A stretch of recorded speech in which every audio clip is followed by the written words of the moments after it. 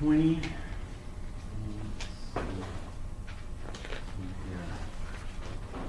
Calculate delta U for the reaction at 298 Kelvin.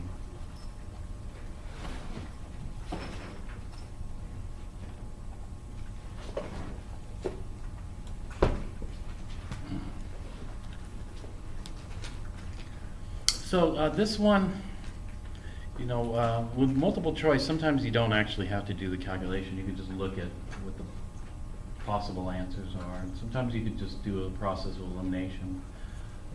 Sometimes that doesn't work.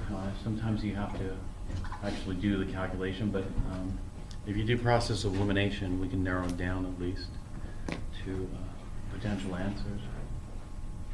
And so in this case, if you do this under delta U conditions, will you get the same amount of energy or heat? Less or more?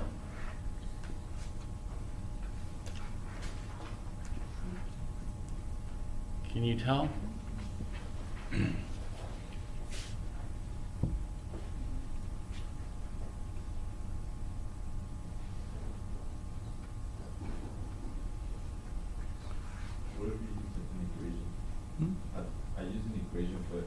You could use an equation too, but just conceptually, can you see?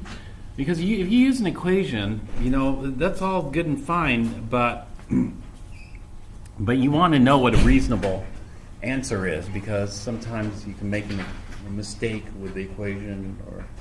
But conceptually, we know what delta H is. It's minus 285.8. Will delta U be bigger, smaller, or the same size as delta H? The same? No. See, this is something, you know, in order to,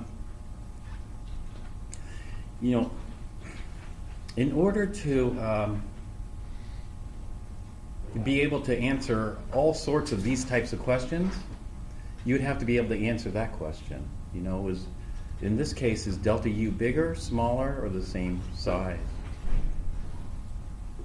Those exothermic reactions. Are we going to get more heat, less heat, or the same amount of heat? Less heat. Less heat. That's true. We get less heat. How did you figure that out? Release energy to the environment? No, that's not the reason why. Because of the change in volume. Immediately I look at the change. You know, I did those 6 scenarios. All of them were based on how do you relate delta U and delta H. All of those scenarios were based on looking at the work by looking at the change in volume. So when I look at this, what happened to the volume of the system?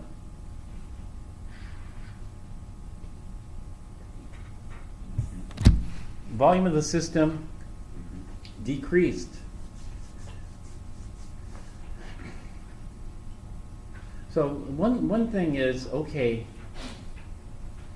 in this reaction, we're going to get $285, let's say $286.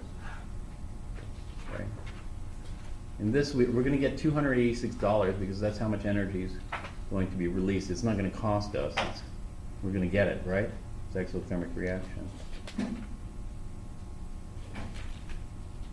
That 286 delta H is what we call the net or the gross energy.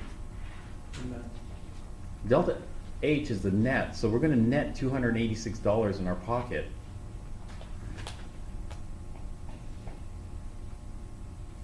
What was the original cost? See, this is, well, you know, this is my way of visualizing this, but the best is if you come up with your way of visualizing it, you know.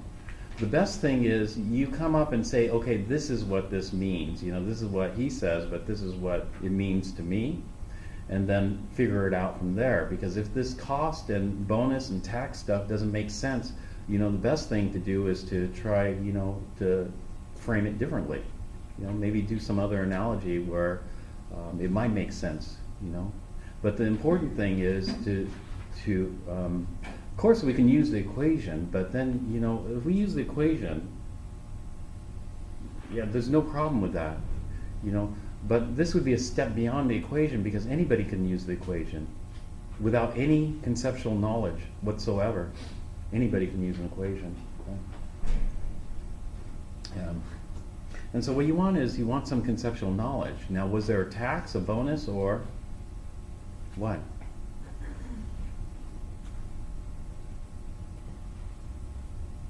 Or no tax?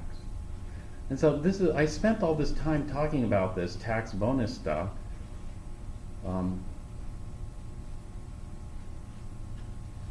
In there.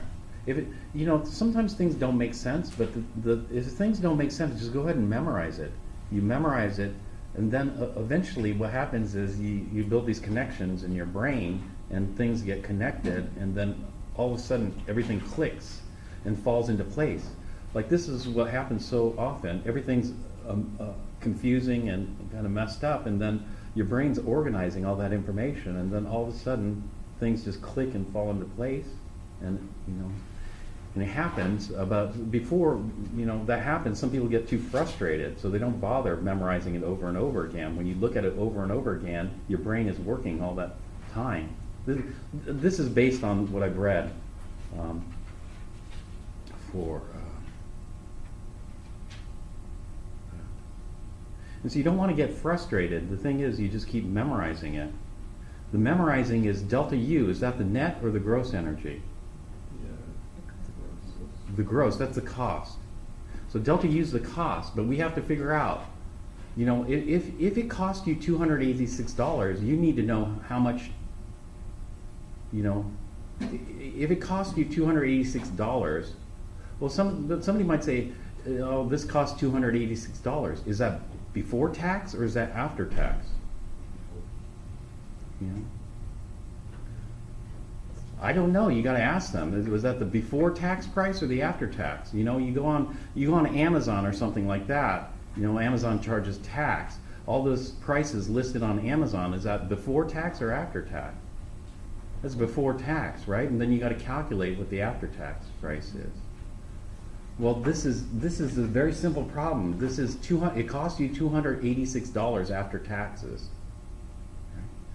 Well, can we figure out how much the tax was?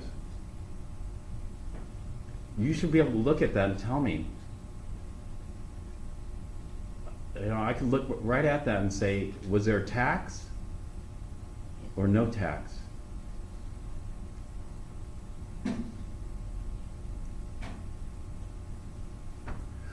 So if there was a tax, then the original price, delta U, is going to be less, right? Actually the original price, delta U will be less, or will it? Think.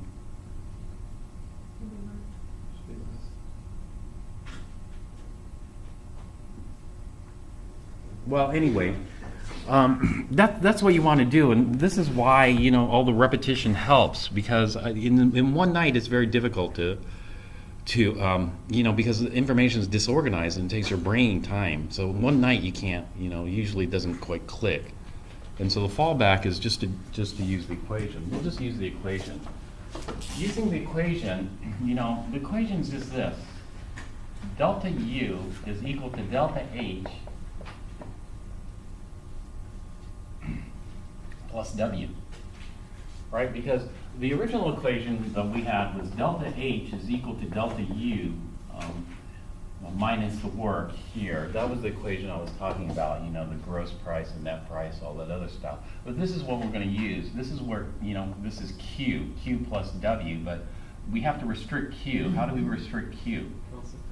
Constant pressure and what else? There are two restrictions on Q. Do you have those memorized? And restrict the work. You have to restrict the work. Good. You have it memorized. You restrict the work to what kind of work? Natural. The natural work, which is called, or what specifically? PV work. Yeah, PV work. Okay, good. And so we know that. These are just little things you just memorize. And this is what makes thermodynamics hard, is because you have to memorize all the little definitions, and the definitions change depending on the conditions. And this. Well, we have delta H. And so all we have to do is calculate the work. Well, calculating the work, we could do this. So since this is not such an exacting calculation, I'm just going to go from 1.5 moles of gas to 0 moles of gas. And so we got minus delta V. Delta V here is going to be minus 1.5 moles of gas. Well, 1.5 moles of gas is about how many liters? Just guess. I would guess it's about, well, this is 25, and half of 25 is 12.5, so I'd guess 25 and 12.5 would be 37.5. So I'm going to guess it's going to be about minus 37.5 liters about. Just saying a liter of gas is roughly, 25 liters of gas is roughly a mole. So that's my delta V. The P is, well, the P is given here. What is the P? What does this little symbol tell me? No, delta H tells me it's constant pressure. This little symbol tells me the pressure. What is the pressure? Well, officially with our book, it's one bar. But 1 bar and 1 atmosphere are close enough, because this is not an exacting calculation. If this were an exacting calculation, I'd calculate H2O liquid volume. 1 mole of H2O liquid is 18 milliliters. 18 milliliters is not enough to worry about here. I'm going to completely ignore the 18 milliliter. That would be 0.2. And so this would be like 37.3 rather than 37.5. But this is all guesstimation anyway. Roughly. This is a multiple choice. With multiple choice, we have the liberty of doing this because we just pick the closest answer with multiple choice, right? If this were a free response calculation, then I would actually do more detailed calculation, but I don't want to waste time doing a detailed calculation here because, I got a limited number of answers. In fact, I already have narrowed it down. I've eliminated some of these. This one I've eliminated. For sure it can't be that. And it's either going to be greater than or less than. It might be equal to. And so it's going to be greater than, less than, or equal to. But this throws it off because, if this wasn't there, then, so I have two choices. It's going to be, well, I already know which choice. It's going to be A and E or D and E, but it cannot be B, and it cannot be C. And I already know which one it's got to be. It's got to be either A or D, and I know which one it is because I can look at that and I memorize the 6 scenarios. I've memorized the 6 scenarios. Remember the 6 scenarios?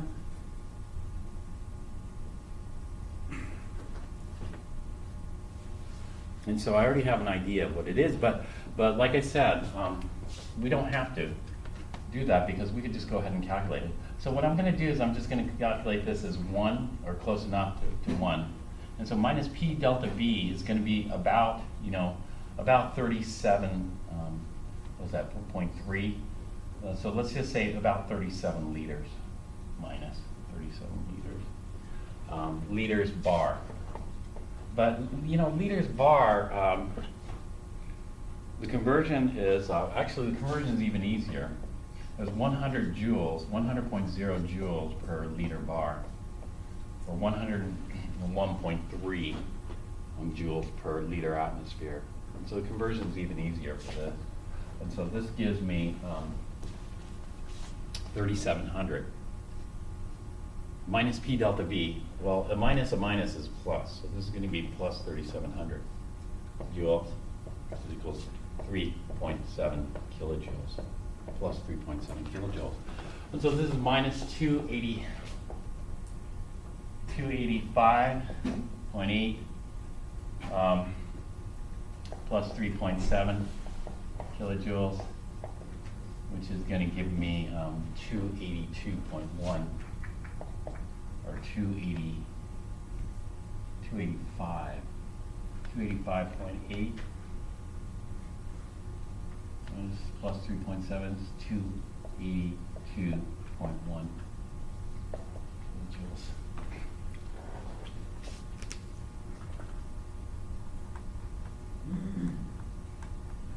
Does that look about right? What did you guys get?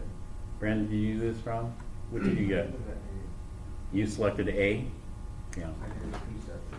You did conceptually? Yeah, conceptually A would be the best.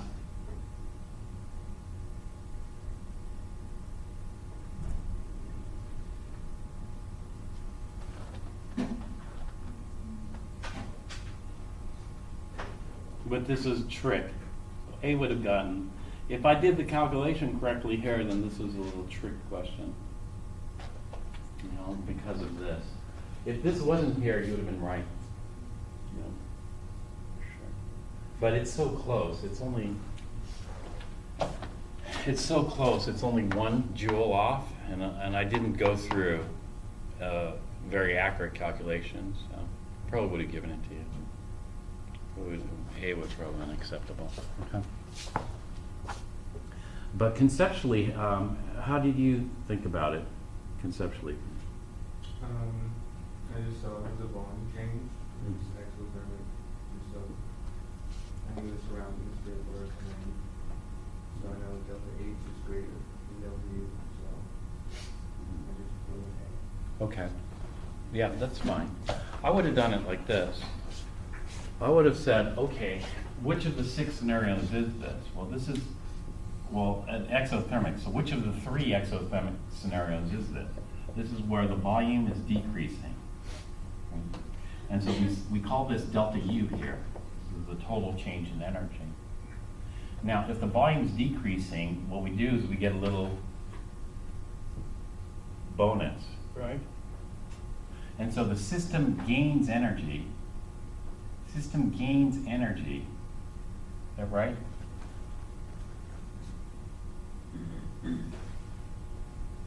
Doing work. And so the system gains energy doing work. And that means delta H is going to be bigger. So delta H is minus 285.8, minus 285.8 kilojoules. And therefore, delta U has to be a little smaller. Delta U is going to be a little smaller because we get a little bonus in terms of energy. This is energy that we get.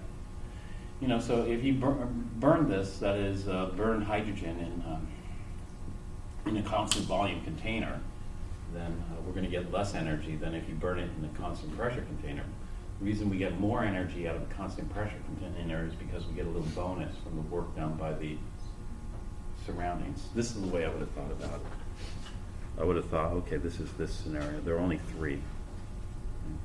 And by this time, I would have gone over, because we talked about the 6 scenarios last week, so I would have gone over them every day up until the exam, just over and over until I got it memorized. I know Brandon has it pretty well memorized this way about this. Okay, so does that answer the question? I probably would have given A because maybe I made a mistake in the calculation when I did this, or I don't think I would have made it more dramatically different. If I only made it 1 kilojoule off, then I would think that's being a little too nitpicky, and so I would have accepted A. But conceptually, it's good that you could do this conceptually rather than doing a calculation. Okay, does that answer that question? Yeah, but if you don't have this memorized, the equation's here. You just plug in the numbers, that's all. You could do it by plugging in the numbers. But there are some problems that are going to be totally conceptual in nature that involve no calculation. Did I give one of those here? Usually I do. You know, this one involves no calculation. This is entirely conceptual, number 15. Even though I said to calculate number 20, you don't really have to calculate it. Well, this, with the E, you do, but that's all right. Should have made that more significantly different. I don't remember how I graded this last semester. Okay, other questions? This is entirely conceptual too, an endothermic reaction is carried out at constant volume. It was conceptual too.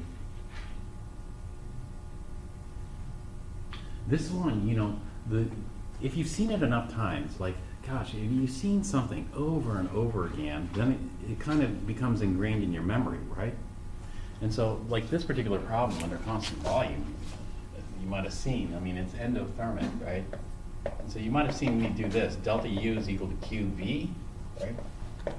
Delta H is equal to QE. And so, you know, when I look at this problem, well, it's constant volume, and so, delta H, same thing as delta U, but, you know, we also talked about delta U. Delta U is equal to delta PE plus delta EK. And so it's just putting it all together. So that's conceptual as well. And so you can figure it out based on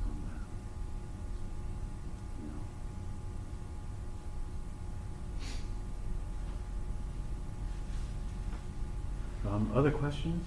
Can you go over number 4? Number 4? Mm-hmm.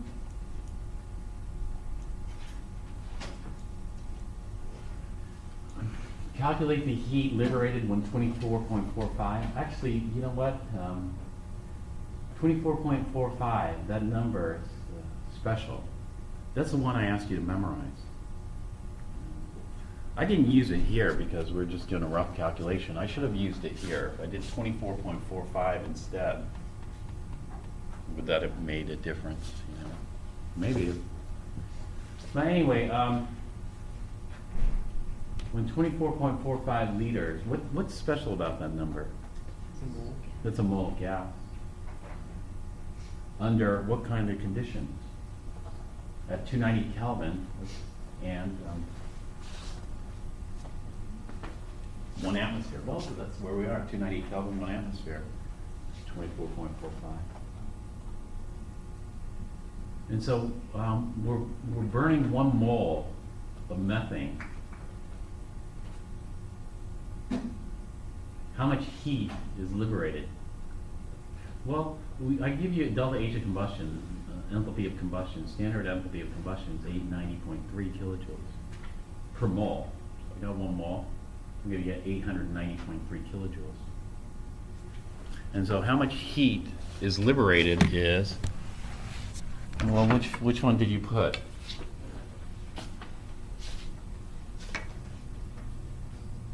Which one did you guys put? None of these? None of these is correct. Why? Shouldn't it be A? Shouldn't it be A?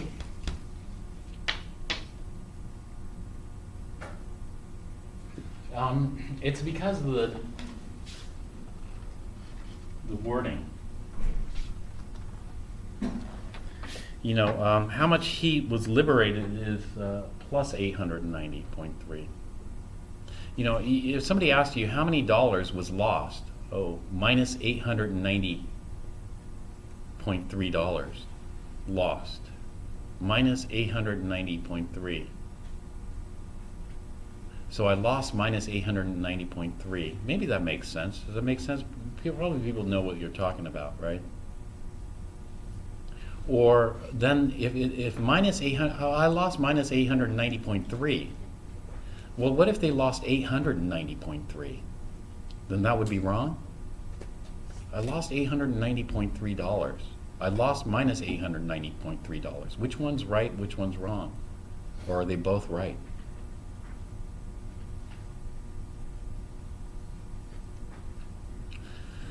Well, since I wrote liberated here, then it would be 8 plus 890.3 kilojoules. Would have to be.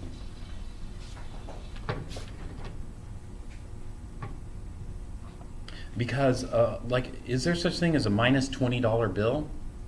Well, somebody might ask you, okay, give me a minus $20 bill. Well, I lost minus $20, so if you find a minus $20 bill, can you give it back to me? You know, and so this is what we have with energy, and so E is the correct answer. Now, if there was a plus 890.3, I would have selected that, or if A was plus 890.3, I would have selected that. Okay, what else? On this.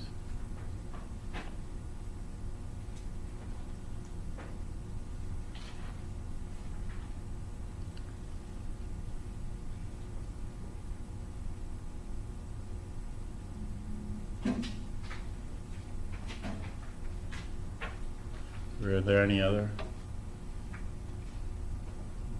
11. Number 11.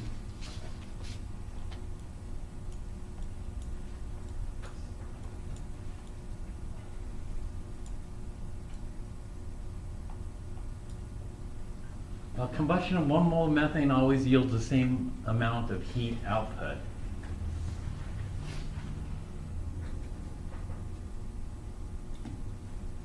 True or false?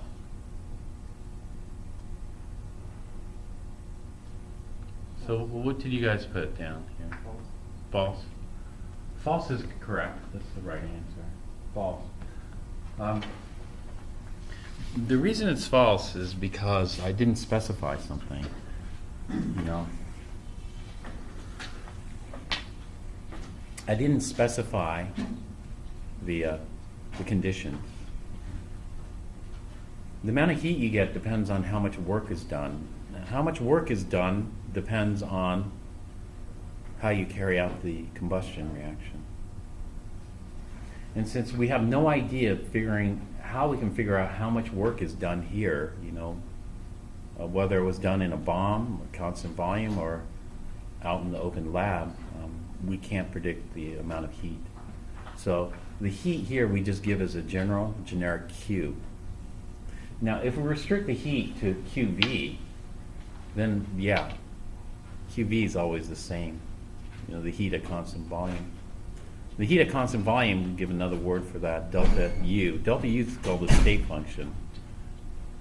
So QV is a state function, delta U is a state function. Q is not a state function. Q is a path-dependent function. When would it be the same amount of heat? You know, when you go through these multiple choice, what you have to do is, you know, this is what you have to do with the luxury of time. It depends on how many times you go over this test. The first time you go over the test, it's just trying to figure out the answer, you know.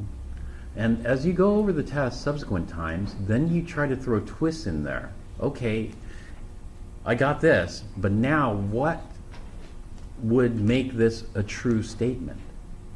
You know, that's how you study these practice tests to get it to a different level. You would go, okay, in order to make this a true statement, what would you do?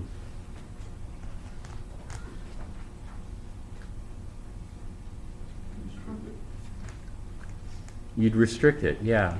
And so how many different ways can you restrict it?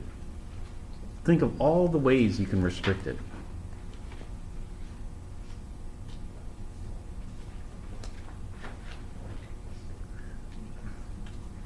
The reason I say this is, you know,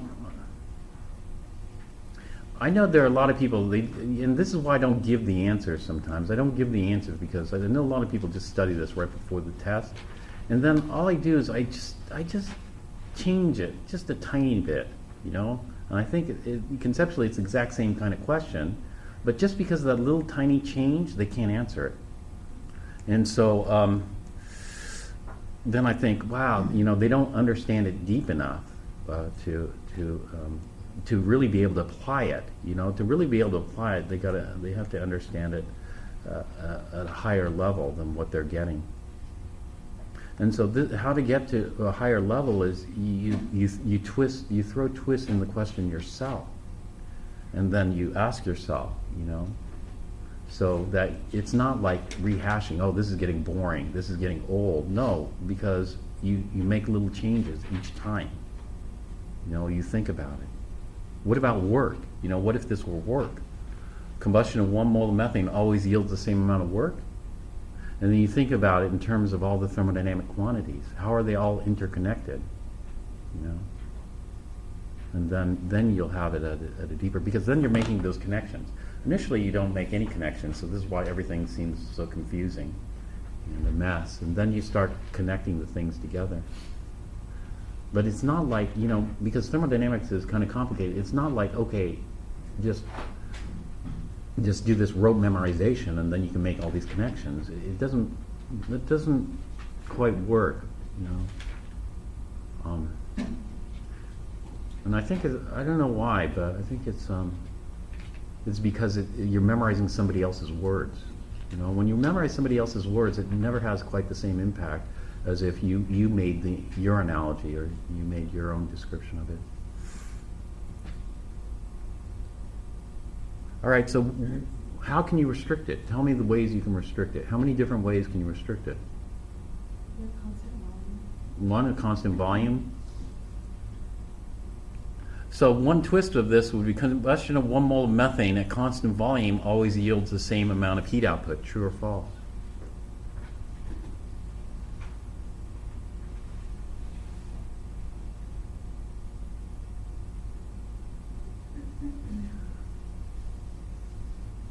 Well, you might think, well, what about temperature? Temperature impact. Yeah, temperature could potentially impact it.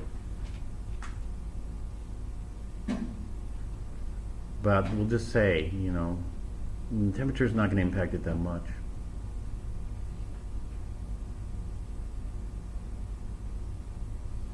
Is it true or false? Combustion of 1 mole of methane at constant volume always yields the same amount of heat. True or false? Hmm?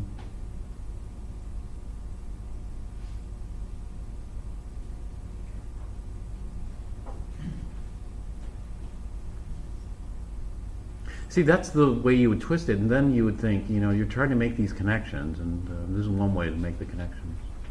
How about this? Combustion of 1 mole of methane at constant pressure always yields the same amount of heat. True or false?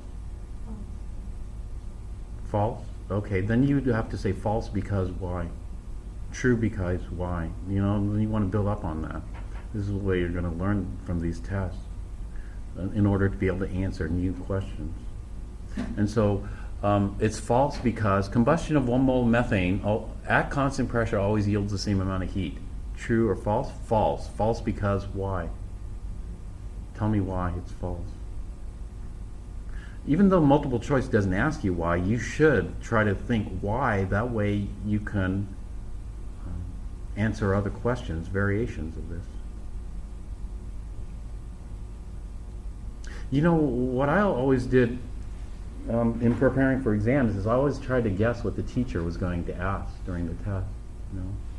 I always had, some people say, how can you do that? Well, you have a pretty good idea because usually the instructors test on what they talk about in class.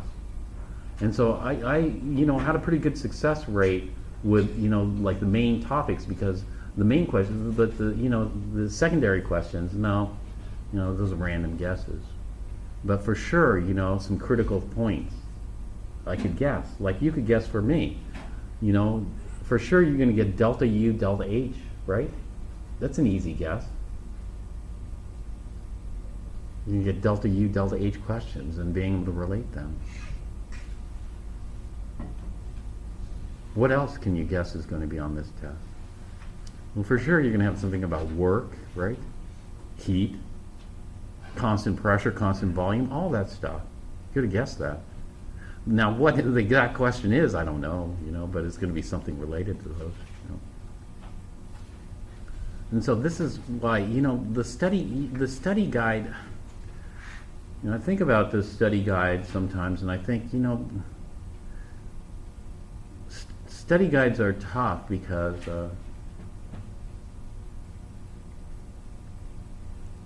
everything could potentially be on the test?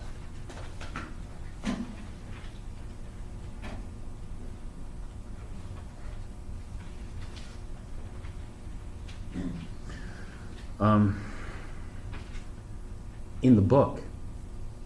Everything in the book could potentially be on the test. That's too much. And so this is why it's critical to go into class and take notes, because you don't want to study the whole book. The whole book is 1,000 pages, right? Something like that. If you had a comprehensive final at the end of 1B, but it's 500 pages. Now, what you want to do is you want to narrow that down, so you just focus on what was talked about in class. That's your study guide. You know, not everything in the book I talked about.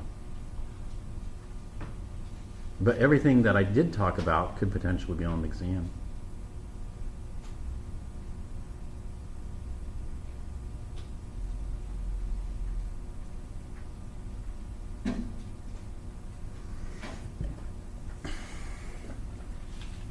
Well, anyway, that's kind of what you want to do. You start thinking about, all these questions are related, like number 12. You know, QP is a state function, true or false?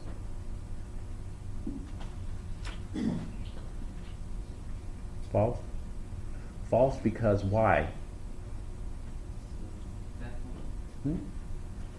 it's a that function. Path function? Hmm. Yeah.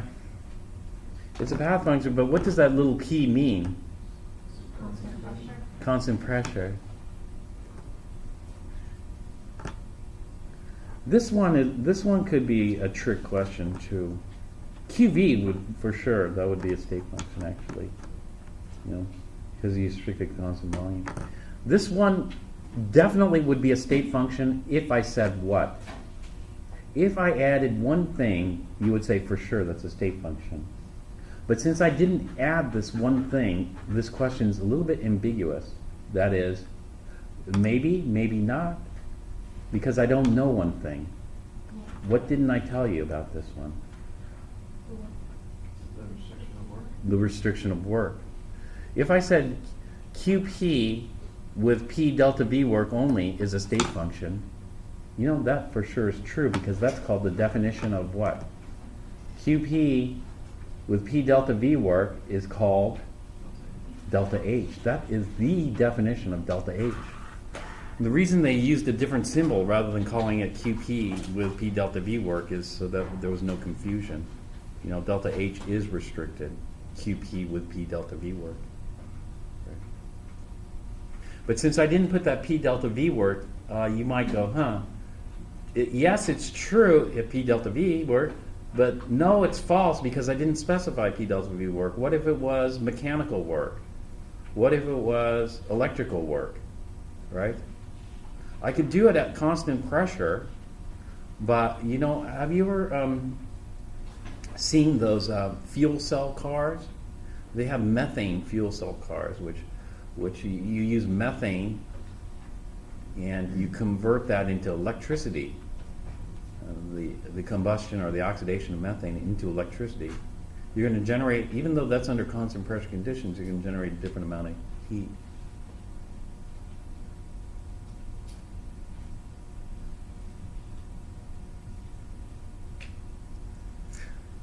So, you know, this is like going back into elementary school. You know, bear. What is a bear? Is that an animal? Or what is that? You know, bear. Well, you learn all those definitions. Remember that back in the elementary school? Bear. You had all the pictures, but you had lots of time to learn all that. With thermodynamics, you don't have that much time to learn all these definitions, but it's the same thing. You know, you learn all these nuances to the word.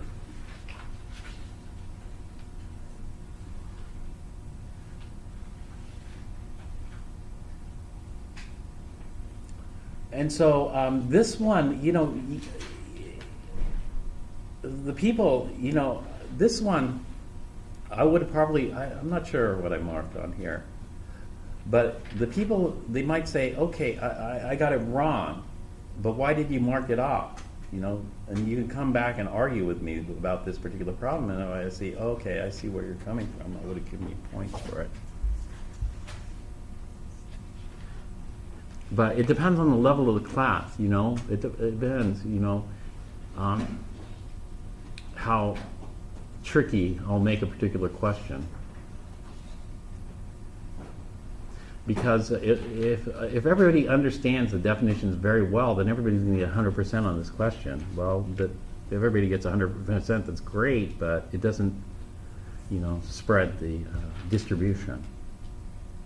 And so if everybody gets 100%, everybody's a C then, because that's average, right?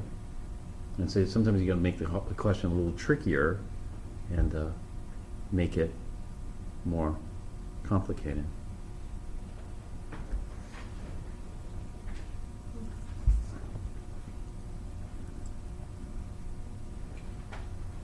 And so I don't remember what I did. This was 2 years ago or so. But you could have answered it true because you automatically assumed that it was P delta V work, or you could have answered it false because you can't automatically assume it's P delta V work. Okay? It depends on what your assumption was. Right?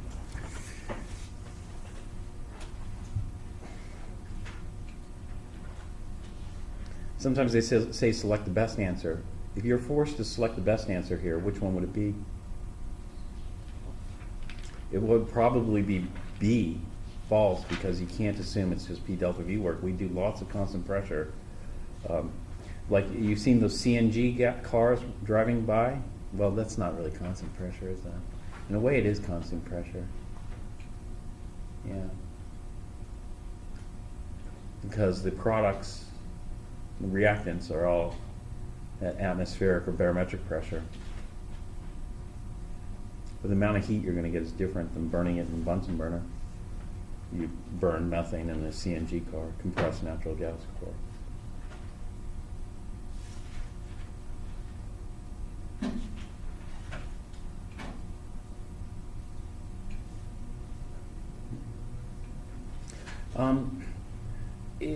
It's not, it's like bear, you know, BEAR, BARE, you know, all that.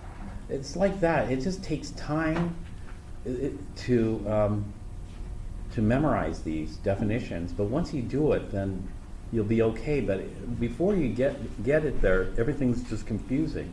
It's a mess. And then all of a sudden it clicks, like bear, you know, the word bear will just click, you know, and then you understand it in different contexts, right? Same thing with thermo.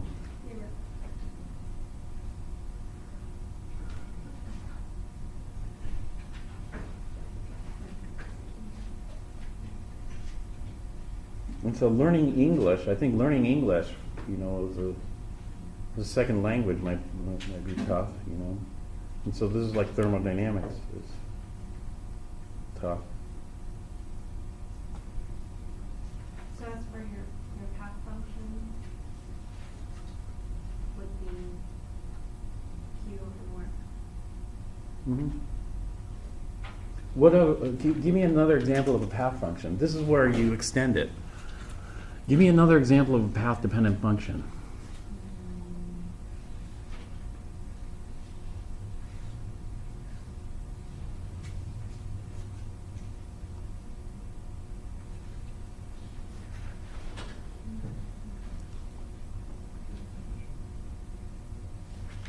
Give me another example of a state function.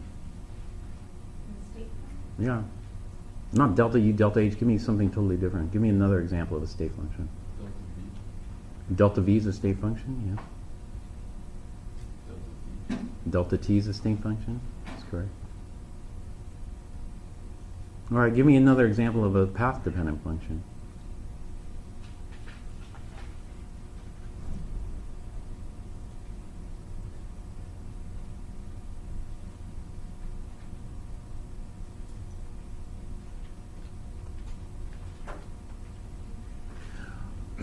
Okay, how about this? I'll give you an example, two examples. One example is delta altitude.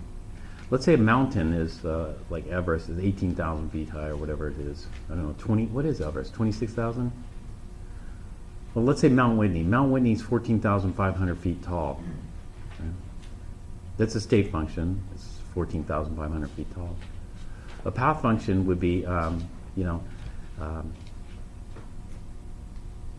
how many miles would it be to the top of Mount Whitney? You know, to hike to the top of Mount Whitney. You know, that would be a path. Depends on which trail you take, right? Depends. The state function would be how many miles is it from your house to this parking lot? You know, the path function is how long does it take you to drive? You know, that would be a path function. Okay. Would it be okay to say that the state function depends on two things? A state function depends on what? Two things? Yeah, just the final and initial state, that's all. Not how you got there. And so let's say the time required to hike up Mount Whitney is a path function, but the distance is a state function.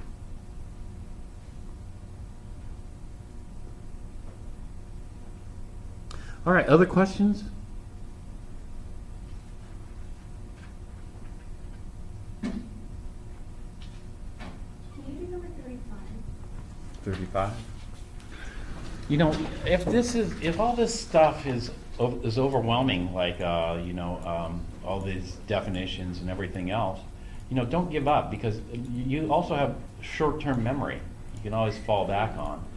And so short-term memory, what you do is you just keep, you know, going over it before the test. You know, you obviously aren't going to be able to make all the connections you would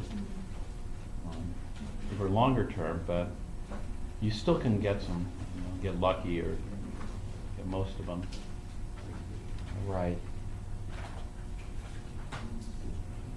35, calculate the wavelength of light required to promote an electron from the n equals 1 to the n equals 2 level in the hydrogen atom. From n equals 1 to n equals 2. N is the principal quantum number. N tells us the energy. L tells us the shape. M sub L tells us the orientation and a number. S tells us the spin. And so N is just the energy. So we're going to jump from the first energy to the second energy.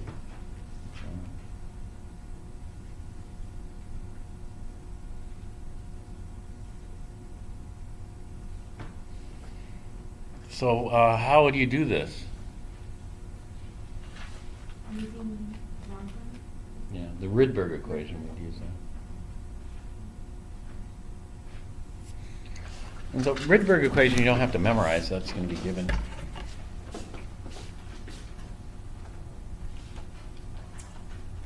I know something already, a little bit. You know, this is the case. What you want to do, you know, this is where conceptual knowledge helps quite a bit, because when you take standardized tests, usually you don't have enough time to finish it.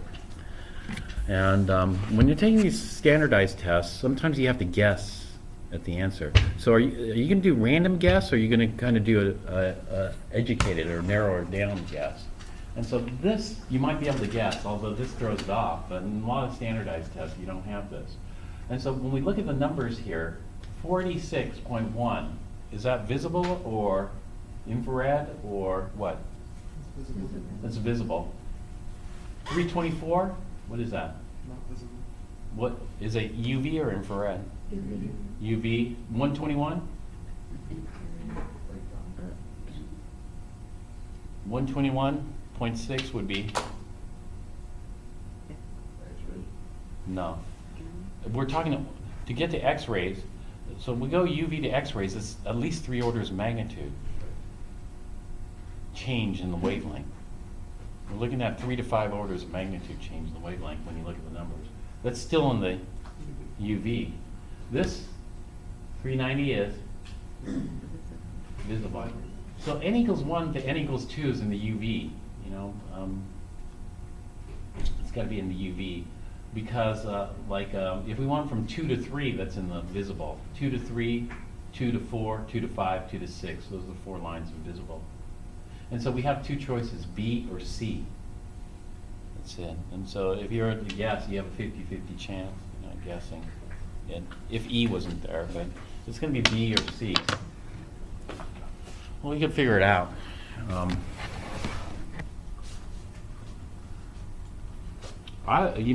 Because this is the bigger jump, right? N equals 1 to 2 is a kind of a big jump. Right? So maybe C, bigger jump means higher energy. Higher energy means shorter wavelength. So maybe C. But, delta E, which is equal to E of the photon, which is equal to minus R sub H times 1 over N final squared minus 1 over N initial squared. So minus R sub H is minus 1.7, what was it? Times 10 to the minus 18 joules. You don't have to remember this. Is that it? 0.729, was it? 2.179? Okay. 2, I was way off. 2.179 times 10 to the minus 18 Yep. joules. Okay. And then final is 2, initials 1. And so this is going to be 1/4 minus 1, which would be minus 3/4. Correct? 3/4. So 3/4 times that is going to give us what?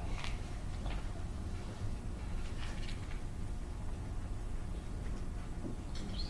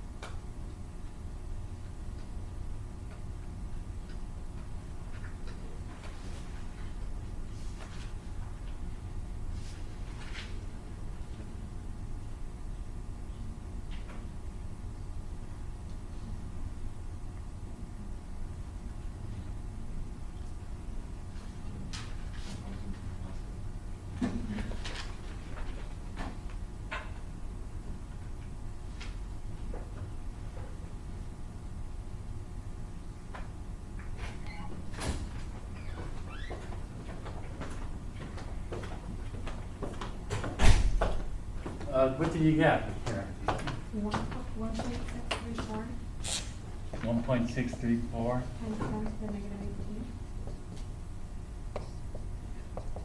18. Lambda equals hc over E. And so we just calculated. So. Joules is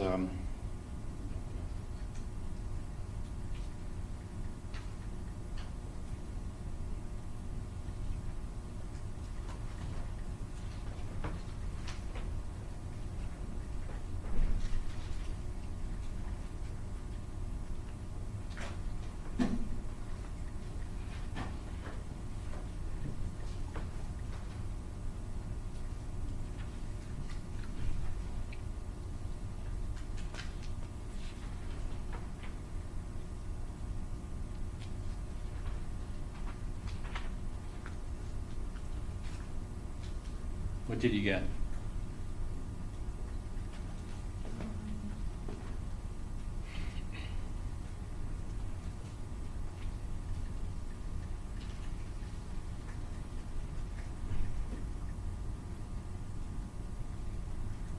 I have to redo my calculation.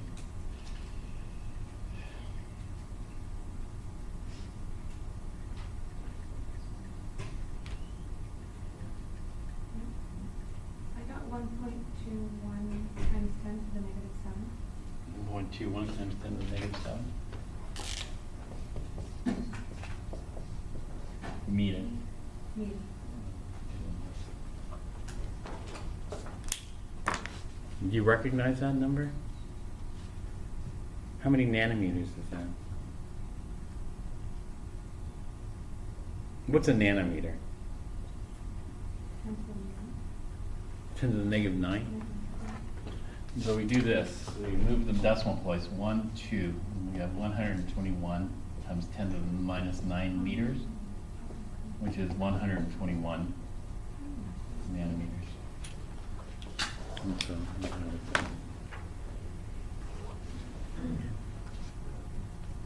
all right, other questions? I have a question. Can you explain why from N1 to 2 is not visible? Yeah, because you know,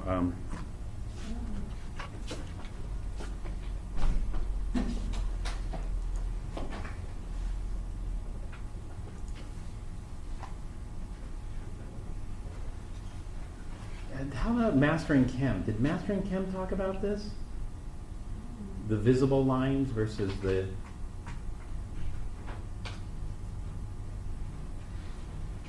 I was going to let Mastering Chem do a lot because I didn't talk about it that much.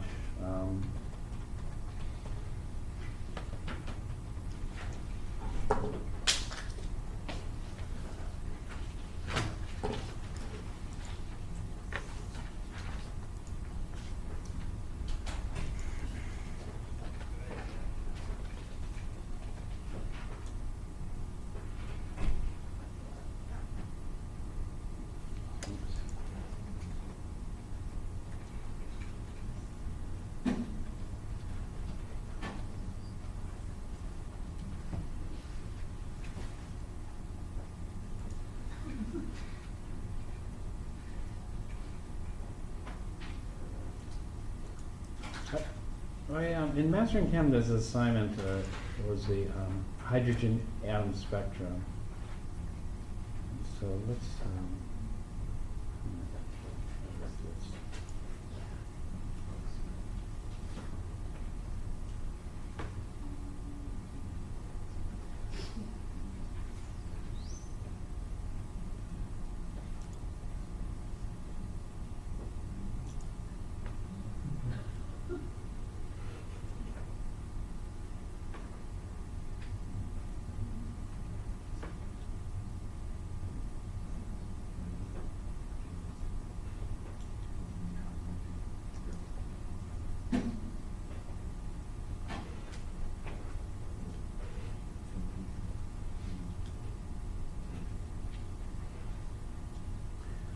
the thing about Mastering Chem is they use a different equation. They use a variation of the Rydberg equation to get the wavelength directly. Did you see that?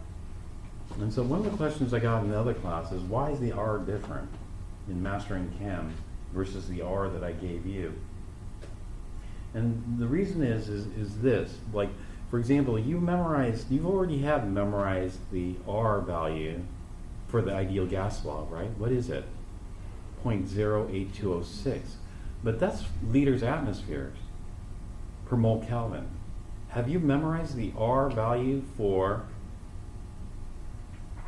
liters bar per mole Kelvin? Have I even told you to memorize that? I haven't told you to memorize it because might as well just memorize one and then convert it, right, into the other. Well, the thing about Mastering Chem is rather than have you memorize different R values, is there 3 ways we can represent a photon's energy. The 3 ways we can represent a photon's energy is in terms of wavelength, frequency, or energy. Did you know that there are 3 R values? There's an R value for calculating the frequency directly. It's a different number. But why bother memorizing 3 different R values, R sub H values? Why? You might as well just memorize one. Actually, you don't even have to memorize it. I'm going to just give you one. And then we calculate the energy. from the energy, then if we want the wavelength, it's easy, you know, because you know that the energy is equal to, what is the energy equal to in the photon? It's equal to h nu, which is equal to hc over lambda. And so if you want frequency or if you want wavelength, just convert it from the energy. It's easier. Why isn't this loading? Let me try this again. It's hung up. Froze.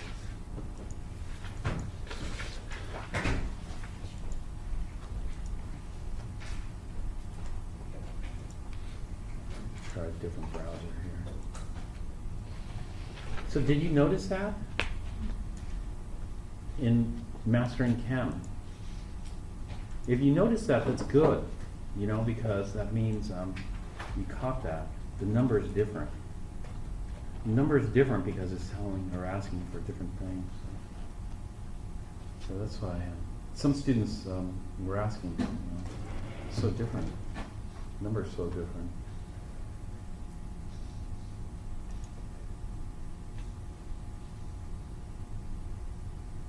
We'll talk about it now.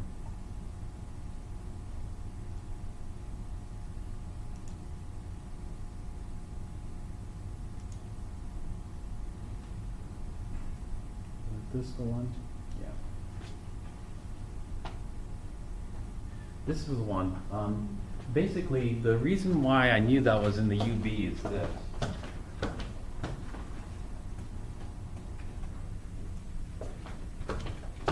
I know what the lines for the visible are, for the hydrogen atom. For example, the N3 to 2, the 3 to 2 drop is the smallest energy drop. The smallest energy drop will be red here. And then 4 to 2 will be a little higher in energy. It's got to be blue-green. Come on. And then 5 to 2 has got to be a little higher in energy. That's got to be the blue. And then the 6 to 2 has got to be the indigo. And so that means a 3 to 2 drop. And I know this. I know the energy level diagram, the biggest jump is from n equals 1 to n equals 2. And then it shrinks. N equals 3, and then 4, and then 5, and then 6. And then I have to fit an infinite. I have to fit an infinite number of lines from 1 to infinity. So that means it's pretty soon it's going to look like a continuum. A continuous band of allowed energies. Except these lower energies that I have bigger gaps. Things get compressed. I know the shape of this already. And so I talked about this. I talked about the drops to 1 are all in the UV. The drops to 3 are all in the infrared. But the drops to 2 are in the visible. And so the drops to 2 are all in the visible. So let's submit this. These are the lines we see down here. It's hard to see in figure 1. Okay. So if our eyes could see a slightly wider region of the electromagnetic spectrum, we would see a 5th line in the Balmer series emission spectrum. Calculate the wavelength associated with the 5th line. The 5th line would be 7 to 2. 7 to 2 will be in the, what part of the spectrum? It's going to be in the UV. We're already past indigo. So 7 to 2 is UV, 8 to 2 is UV, 9 to 2 is UV. We get lots of lines in the UV. Look at this equation here. R value, 1.097 times 10 to the minus 2 nanometers to the minus 1. So somebody was saying, why is that? Why isn't it 2.17 9 times 10 to the minus 18. Why do they use this? Well, it's because they want to solve straight for 1 over lambda here, not energy. Well, we don't have to do that. You don't have to memorize this R value. It's a waste of time. And memorizing this equation is a waste of time, too. We'll just do one equation. Unless you only calculate wavelengths. If you only calculate wavelengths, then this is a huge time saver. Right?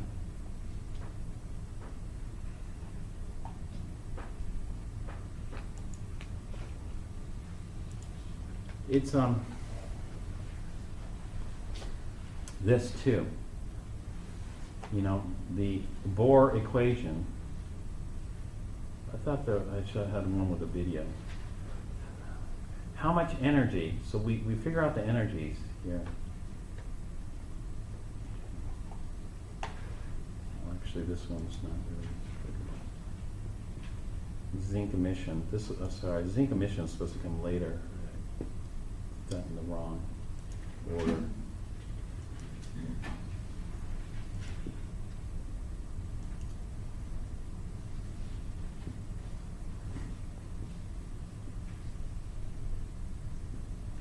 Here's the Rydberg.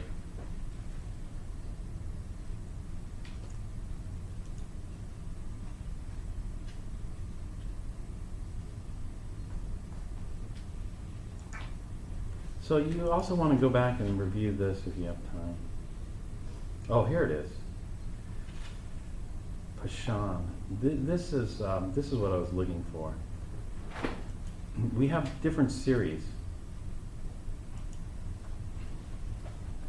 We have the Pashan, the Balmer, and the Lyman series. And so what is an n equals 2 to n equals 1 transition? Which series is that in? The Pashan, the Balmer, or the Lyman? I didn't ask you about names. I didn't ask you about names because you don't really have to know the names. And here you can see n equals 2 to n equals 1. Here are the energies here. And so we explore the simulation.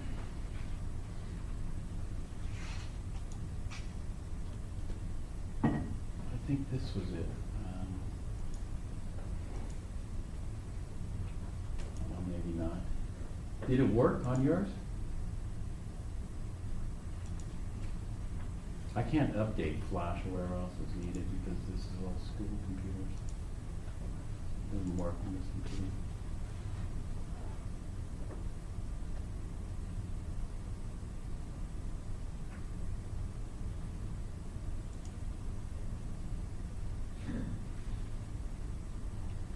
Well, anyway, the Pashan is going to what? Final level. N equals. I'm trying to be, you know,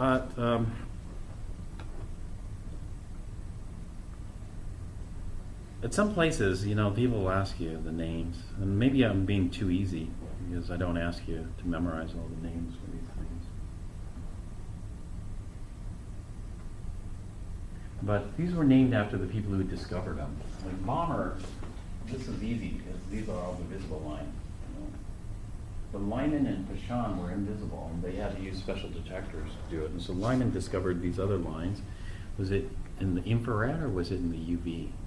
And then Pashan discovered some other lines. My guess is the Pashan were all the UV lines, and the Lyman were the infrared lines. These activities require Flash, but this computer is locked. I can't add any apps or do anything to this. So it is a composite of different things. You know, maybe this might have connected it because if you can visualize these gaps here, you know, this gap is bigger, so it's going to require more energy. Requires more energy. Or maybe this did it, you know, the Pashan. When you look at the wavelengths and you have them memorized, 390 to 760, you see the wavelengths here are going to be shorter, higher energies, etc. All right, what other questions do you guys have? Because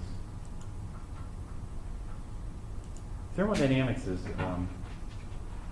challenging topic for sure, and quantum is a challenging topic for sure. Although, you know, somebody asked me to review in the afternoon class, and so I said, okay, I'll review today, so I'll keep the classes in sync. But otherwise, were there other questions? Uh-huh. 25. 25.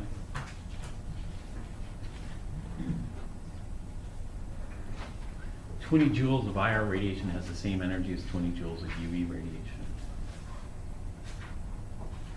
What did you put? All. False?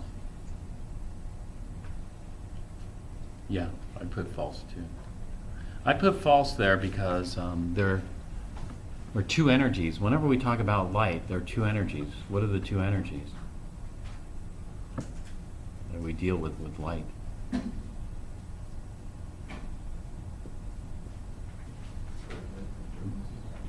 No. I mean, wavelength and frequency are related to what energy? To what energy? The two energies when we talk, the energy of the individual photon and the energy of the photons summed together, which is called the total energy. And so here, the total energies are the same, 20 joules, total energy. But what's different is the individual, Infrared, its photon energy is a lot lower. So we need a lot more IR photons to add up to 20 joules. Whereas UV is a lot higher in energy, so we need fewer UV photons to add up to 20 joules. And so we see a tidal wave, coming at you. Now, is a tidal wave made up of water, or is the tidal wave made up of ping pong balls? If the tidal wave is made up of ping pong balls, when it hits you, it's going to feel a lot different than if a wall of water came and hit you, right? That would be the same size, maybe, or same total energy or something. I don't know. You just have to have a lot more. I guess the tidal wave would be a lot bigger. Ping pong ball, maybe, would be the same. But people argued. People argued that it is the same, and 20 joules is 20 joules, right? People argued that. People still argue that because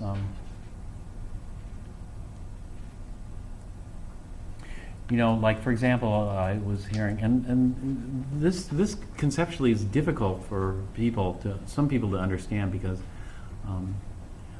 like for example, the tidal wave that happened in Japan in the Fukushima nuclear plant,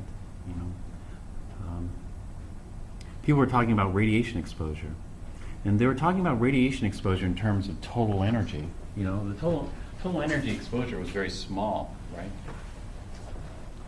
And so they're talking about, I think somebody even mentioned, you can't even heat up a cup of coffee with that much energy, right? In terms of radiation. But when you look at the individual photon energy, the individual photon energy is very high energy photon, it's gamma. It's gamma radiation. But when you add up all those, all those gamma rays together, and you look at it and you go, okay, compared to a cup of coffee, is it that much? No, because they're thinking in terms of different scales, and different energies, and this kind of stuff. So what they were doing is they're averaging that many joules of energy over how many kilograms of body mass you have, and to determine how many joules of energy or how many joules of radiation you're exposed to. But conceptually, something's a little wrong with that. And so some people came up with an analogy. Some people who've heard this came up with an analogy. You take the energy of a bullet and you spread it over an entire stadium, a football stadium filled with people. Each person is going to get very little energy, right? But unfortunately, one person is going to get some serious damage. Well, that would be like your cells, You take that one photon, the gamma photon, and you average it over all the cells in your body, and it's nothing, right? But unfortunately, one cell is going to be seriously damaged. Well, anyway, that's it. And whether that causes cancer or not depends.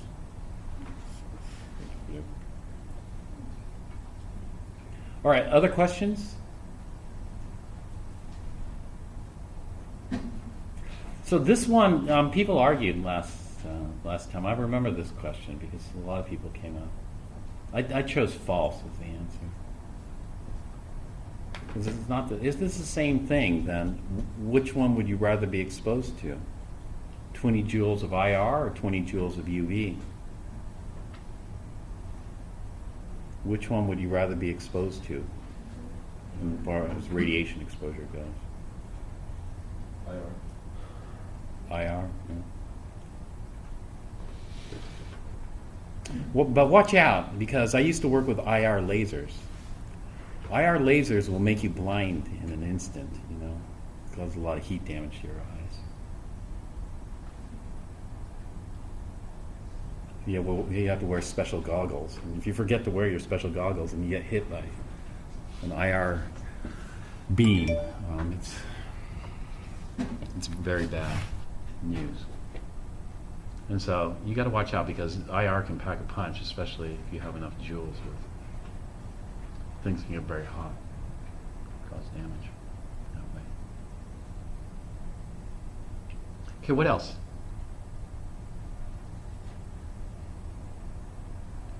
Anything else?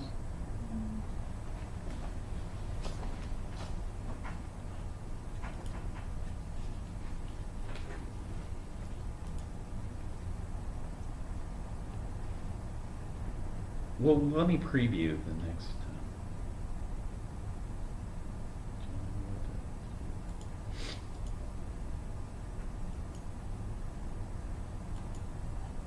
That's right. Froze.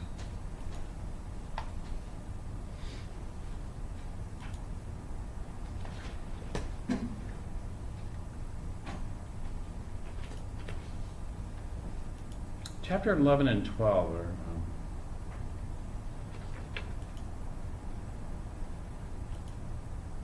tied together. This is what experiments 8 and 9 are tied together as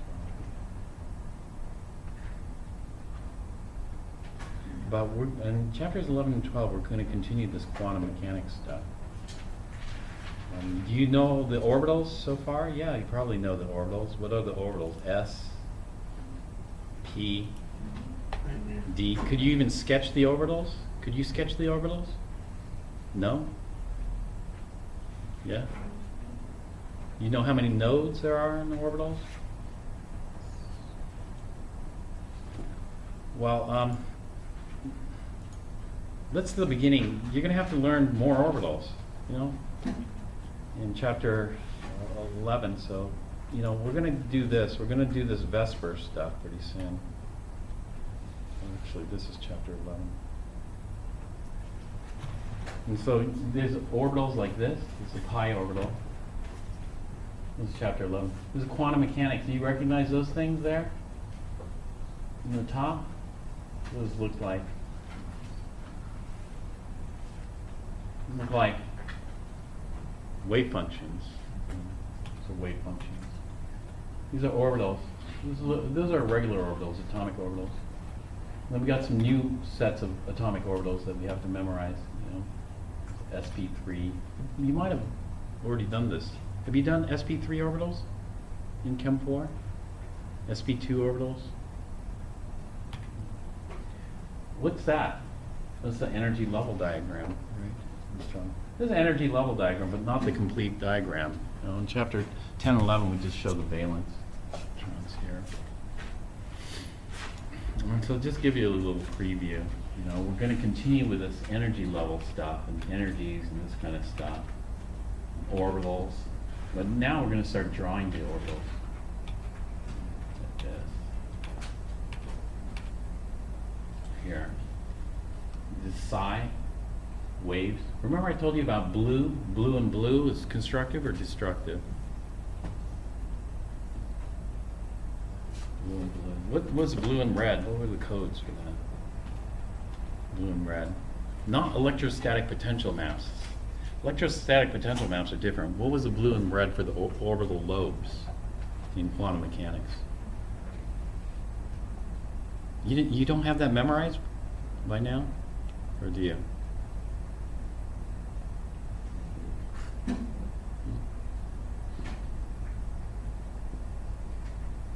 No? This is showing what happens here. You know, blue. What happens with blue and red and blue and blue? Let's see.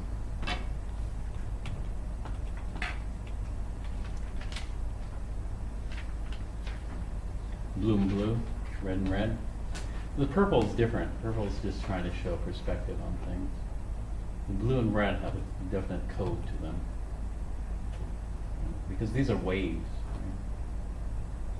Right? Waves. You can see that. And all this stuff is related to the geometry.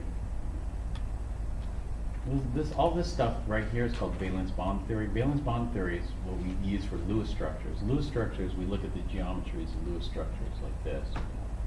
The shapes of these molecules. The valence bond theory is, and Vesper and Lewis structures come from valence bond theory. And valence bond theory is what we call a quantum mechanics light version of bonding. This is the molecular orbital theory is a quantum mechanics full version. You see all those orbitals? Would you be able to draw all those out? Yeah, by the end of chapter 11, you should be able to draw all those out. This is the sigma 2s, sigma star 2s, sigma 2p, just different orbitals for the molecule F2. These are wave functions, how the wave functions. This is called linear combination in mathematics. Here we see blue and blue and blue and red. What happens with wave functions there. When we get additional diagrams, you're going to have to memorize more diagrams. So for example, this is a simple diagram. This is going to be more complex diagram, the orbitals and stuff. So you have to memorize these two diagrams. These two are energy level diagrams. It's for very simple molecules, but you know the diagrams are getting complicated, and so memorize these. So these are the orbitals here. This is the orbital box diagram, and these are the orbital names. So we're going to learn a lot more orbitals coming up. We looked at O2 a long time ago. O2 was wrong. Well, it turned out valence bond theory is wrong, but molecular orbital theory is correct. Molecular orbital theory predicts O2 is paramagnetic.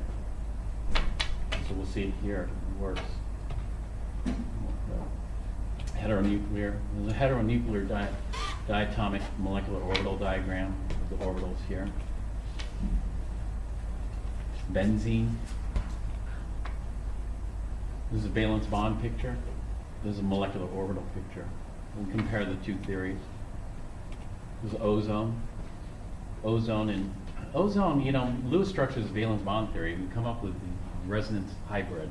Molecular orbital theory, we come up directly with the resonance hybrid. This is a resonance hybrid of ozone, and that comes straight from the theory.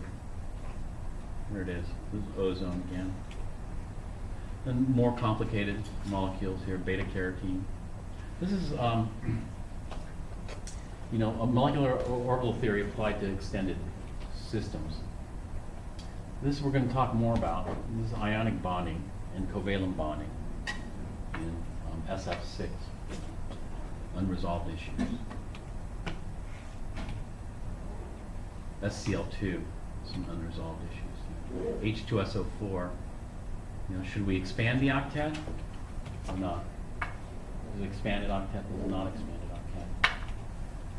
And so this is a little preview of stuff to come. So you know, we want to make sure we understand the basic orbitals well, and then we'll move on to more advanced orbitals. Okay?